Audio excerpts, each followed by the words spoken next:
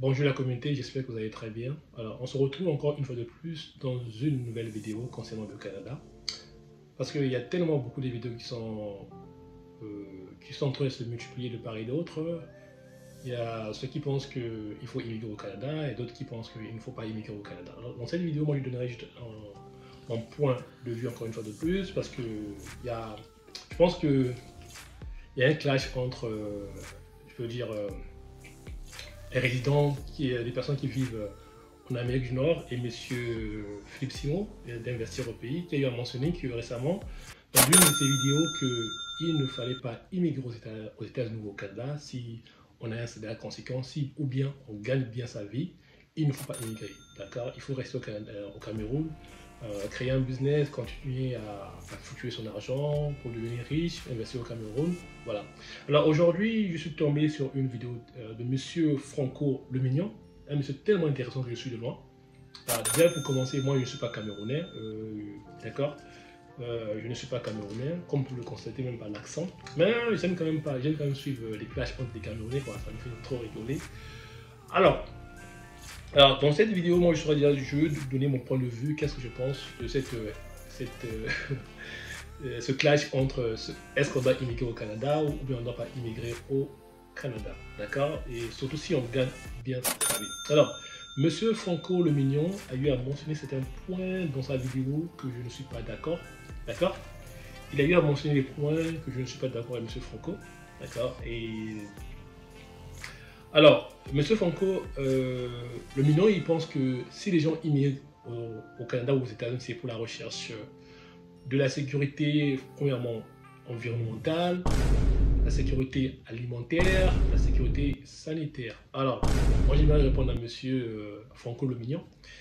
Alors, Monsieur Franco Le Mignon, lorsque vous faites vos vidéos, je vais vous recommander de faire des recherches vraiment approfondies.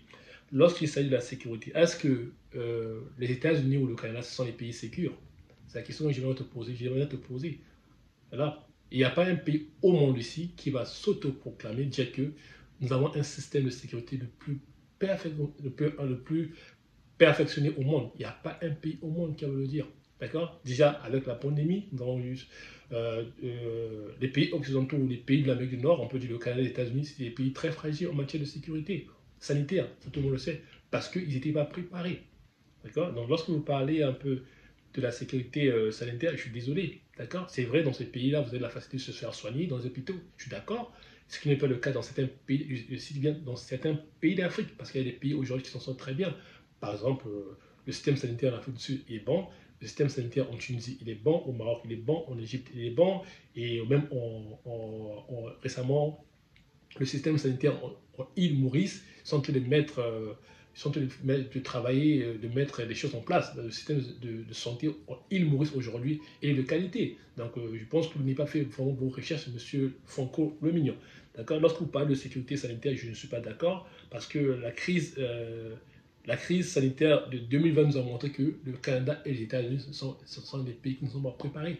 Donc arrêtez de nous parler de la sécurité sanitaire. Ces pays-là sont insécures en matière de santé. C'est vrai qu'ils ont des systèmes de santé très poussés au monde, mais ce sont des pays dont la sécurité sanitaire n'est pas aussi, on peut dire, très élevée. D'accord. Je suis désolé. D'accord. De ce point, je ne suis pas d'accord avec M. Franco Le Mignon. Alors, il a aussi mentionné un point très important. Il a parlé de la sécurité environnementale. Je suis désolé, monsieur Franco Le Mignon, une fois de plus, là, vous n'avez pas fait des recherches approfondies. Alors, pour gens qui ne vivent pas au Canada ni aux États-Unis, je vous dis la vérité. Les États-Unis et le Canada, ce sont des pays au monde, il peut dire, tellement machiavéliques. Ils vous vendent du rêve, mais dans le fond, ce n'est pas la réalité, d'accord. J'aime beaucoup les États-Unis, j'aime beaucoup le Canada. Mais les dirigeants de ces pays-là sont des dirigeants diaboliques, d'accord. Alors, imaginez-vous vivre dans un pays dans lequel les laboratoires travaillent matin, midi, soir pour pouvoir créer les virus pour rendre leur population malade. D'accord. Imaginez-vous aux États-Unis ou au Canada, les gens meurent avec une simple grippe. Les gens meurent avec la grippe. Je ne sais pas, en Afrique, est-ce qu'il y a des gens qui meurent avec la grippe? Je ne pense pas. D'accord. En Afrique, les gens meurent avec une maladie peut-être héréditaire, une maladie grave, le cancer, je suis d'accord. Mais est-ce qu'en Afrique, les gens meurent avec une grippe? Non, ce n'est pas le cas. D'accord. il faut quand même dire merci à l'Afrique. En Afrique, les gens ne meurent pas avec la grippe. Moi, je n'ai jamais entendu quelqu'un mourir avec la grippe en Afrique. D'accord? Et quand vous parlez de système environnemental, sécurité environnementale, je suis pas d'accord. Parce que nous savons tous, les gens qui vivent en Amérique, qui font des recherches approfondies, qu'il y a des laboratoires qui travaillent matin, midi, soir pour pouvoir créer les virus pour que les gens tombent malades, afin que les compagnies pharmaceutiques, d'accord, les compagnies pharmaceutiques et les compagnies, un peu par les big pharma, puissent faire de l'argent, et les compagnies d'assurance pour qu'ils puissent faire de l'argent. Pendant que les compagnies d'assurance vont jongler avec les gens ont payé énormément d'argent pour les assurances, pour se faire assurer, et de plus, les compagnies pharmaceutiques font beaucoup d'argent. C'est ça le deal, d'accord? Les dirigeants de ces pays travaillent dur pour que les gens tombent malades. Ils investissent dans les laboratoires pour que les laboratoires créent des virus. Et lorsque ces virus sont créés, les populations tombent malades et les populations vont se tourner vers les produits pharmaceutiques et vers les assurances. Et ils vont payer énormément de l'argent. C'est comme ça, ces compagnies font de l'argent. Et est-ce que nous, en Afrique, on a ces gens-là? Est-ce qu'en Afrique, nous avons des laboratoires qui travaillent matin, midi, soir pour pouvoir créer les virus pour rendre les populations malades? On n'a pas ça en Afrique. Je suis désolé. Sur ce point, M. Fipsimo a raison. Si tu gagnes bien ta vie en Afrique, tu dois rester en Afrique. D'accord? Alors, il y a un point aussi qu'il a mentionné, la sécurité alimentaire. Ça encore, c'est du bullshit. Alors, les amis, si vous n'êtes pas encore venu aux États-Unis, si vous n'êtes pas encore allé dans un pays occidental quelconque, je peux vous garantir, en Afrique, nous mangeons bio.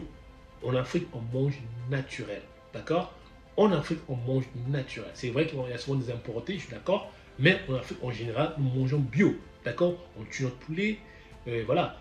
Les poulets en Amérique du Nord, ou au Canada, aux États-Unis, ce sont des poulets qui sont congelés et ce sont des poulets qui ont été, on peut dire qu'on a mis du formol, des produits chimiques pour voir que les gens tombent malades. Les gens vont consommer ces poulets, les gens vont se tourner vers qui? Vers les compagnies pharmaceutiques et les assurances. Et pour les compagnies pharmaceutiques font de l'argent derrière les gens. D'accord? Donc, quand on parle du système alimentaire, je suis pas d'accord. Le système alimentaire dans les pays occidentaux, c'est une catastrophe. C'est une catastrophe. Ils font semblant de vous dire qu'on suit les règles d'hygiène. Non, c'est pas vrai. Les produits alimentaires en Europe ou en Amérique du Nord, ce sont des produits qui sont processed, c'est-à-dire que ce sont des produits dans lesquels il y a la participation des produits chimiques. D'accord? Et la participation des produits chimiques. Imaginez-vous qu'un un poussin puisse grandir en 3 jours. Est-ce que c'est possible qu'un poussin puisse grandir en 3 jours? Parce que quoi? C'est le gain. Ils veulent avoir de l'argent rapide, gagner de l'argent. Ils sont fous des peuples. D'accord? Ces gens-là, ces dirigeants de ces pays sont fous des peuples. Donc, monsieur Franco le Mineur, quand tu viens parler sur la toile comme YouTube, il faut faire très attention. Les gens qui sont là, qui font des recherches matin, midi, soir, pour pouvoir ramener l'église au milieu du village. Parce que cette vidéo, c'est pour ramener l'église au milieu du village. Alors, l'autre point qu'il a mentionné dans sa vidéo, il a dit que, par exemple, si tu gagnes 300 000 francs CFA au Cameroun, tu dois immigrer. Non. Aujourd'hui, si tu gagnes 300 000 francs CFA au Cameroun, si tu sais, tu es quelqu'un qui peut multiplier de l'argent facilement, reste au Cameroun, investis. Quel que soit le pays africain là où tu es, investis, gagne de l'argent. À ce moment, tu peux voyager comme tu veux, tu peux demander des aides comme tu veux. Mais si tu fais déjà de l'argent, tu es quelqu'un qui fait de l'argent, n'immigre pas parce que ce sera vraiment un gâchis. Imaginez-vous, par exemple, vous partez au Canada ou aux États-Unis, vous avez un diplôme de doctorat, vous êtes docteur, par exemple. Vous êtes docteur, par exemple, vous êtes dentiste. Savez-vous si vous venez aux États-Unis, vous n'allez pas travailler automatiquement? Non, vous n'allez pas travailler. Vous n'allez pas travailler. Parce que ces domaines sont réservés aux nationalistes. Vous n'allez pas travailler. Soit vous allez reprendre le cycle, soit vous allez vous tourner vers des boulots, des petits boulots. Soit vous allez travailler à McDonald's, soit vous allez vous reconvertir dans un autre domaine. D'accord? Si vous êtes médecin en Afrique, vous gagnez énormément bien votre argent, vous gagnez bien énormément votre vie. Restez en Afrique. Venez au Canada ou aux États-Unis pour les vacances, mais ne pensez pas immigrer. Ce sera vraiment un gâchis. D'accord? Ce sera vraiment un gâchis de talent. D'accord? Alors, il a encore invoqué en fait un point très important qui m'a fait rigoler. Il a parlé que non, il fallait que M. Philippe Simon dans sa vidéo puisse mentionner que dans sa vidéo sur la reine qu'il a fait récemment, que le Cameroun ne favorise pas un environnement propice économique aux investisseurs. Oui, je suis d'accord, la plupart des pays africains ne favorisent pas un environnement propice aux investisseurs africains. D'accord, je suis d'accord sur ce point. Mais il faut quand même dire que commencer un business en Afrique est plus facile que commencer un business au Canada, aux États-Unis. Tout le monde le sait. Tout le monde le sait. Aujourd'hui, on peut quand même dire merci. Grâce à l'Internet, on peut créer des business en ligne. On peut se lancer sur YouTube, on peut créer des formations, on peut vendre des formations. Ça, au départ, il n'y en avait pas. Mais si on va dans la logique des choses, créer un business entre au Cameroun ou en Afrique, dans n'importe quel pays africain, est plus facile qu'aux États-Unis. C'est vrai qu'aux États-Unis, il y a la facilité administrative, je suis d'accord, mais l'investissement que ça demande, les amis, aujourd'hui, avec 10 000 euros ou 10 000 dollars, vous ne pouvez pas commencer un business aux États-Unis. Ce n'est pas possible. Soit vous investissez en stock, ou vous investissez dans un business qui marche déjà, d'accord? Même avec 50 000 dollars, vous pouvez investir dans les business de franchise, c'est-à-dire les business qui existent déjà, vous achetez juste la franchise. Mais si vous voulez vendre un business, par exemple, de laquelle vous avez fait la production, non. Je ne peux pas commencer avec 50 000 dollars, je suis désolé. Et aussi, il y a un point qui a oublié de mentionner M. Franco Le Mignon, qui a oublié de mentionner dans ta vidéo, que les taxes en Occident varient par rapport aux provinces ou aux États. Par exemple, je pense que les taxes, le taux d'imposition pour les entreprises, par exemple, dans le Manitoba est différent, par exemple, dans la province du Québec ou dans la province je sais pas, d'Ottawa, je peux dire. Si je ne dis pas de bêtises. D'accord? D'accord? Donc, il y a un problème. On sait tous que lorsque tu crées des entreprises dans ces pays-là, les taxes, les taux d'imposition sont tellement élevés. Et en Afrique, nous savons tous que il n'y a pas de différenciation, que tu sois du nord, du sud ou à l'est, ou c'est pas du nord au sud, à l'est ou à l'ouest, les impôts, le taux d'imposition est connu par les entreprises. D'accord? La TVA est déjà connue par les entreprises.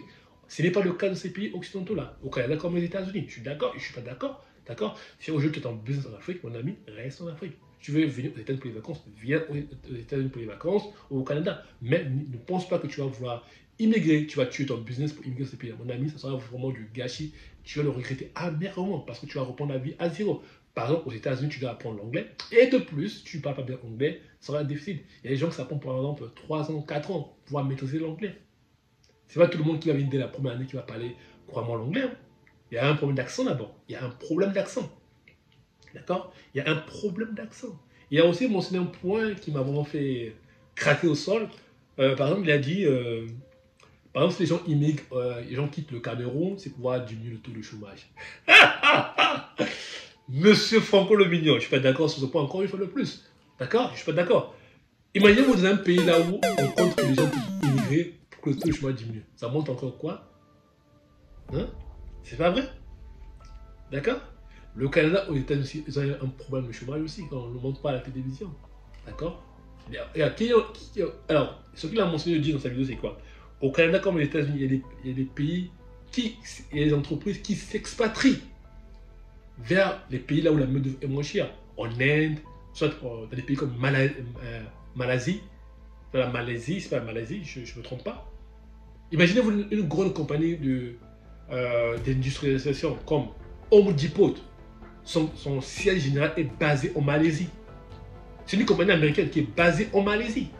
Donc, c'est pourquoi? C'est pour éviter l'imposition de l'État. Ils veulent payer moins de taxes.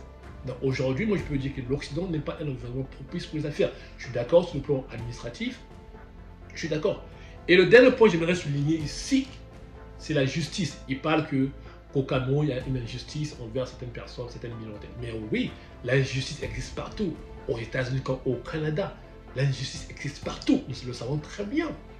Au Canada ou aux États-Unis, si tu as plus d'argent, tu vas mettre en mal la justice. C'est-à-dire quelqu'un, par exemple, qui avait raison, tu peux avoir tort au finish du procès. Parce que quoi? Quelqu'un qui a l'argent, il peut avoir les meilleurs avocats. Et au finish, lors du procès, il gagne le procès.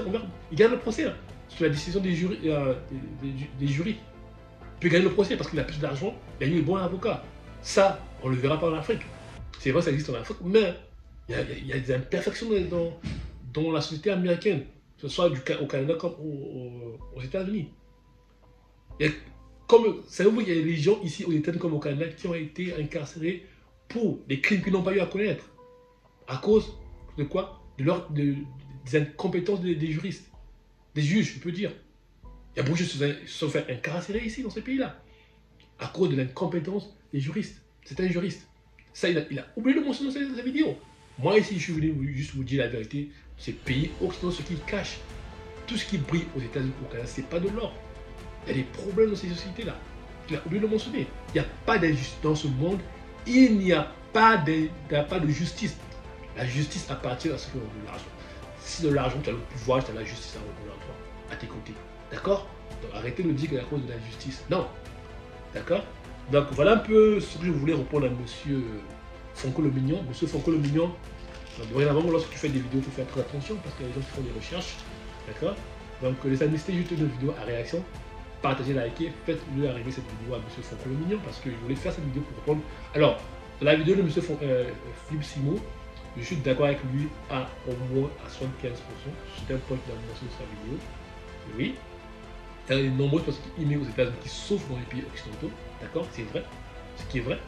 D'accord? Et il y a 25% de sa vidéo, je ne suis pas d'accord. Les points qu'il a mentionné sur sa vidéo, je ne suis pas d'accord. Mais 75%, les points qu'il a mentionné sur sa vidéo, je suis d'accord. Si tu gagnes énormément d'argent en Afrique, n'émigre pas au Canada parce que ça sera un gâchis de talent. Pour moi, c'est un gâchis de talent.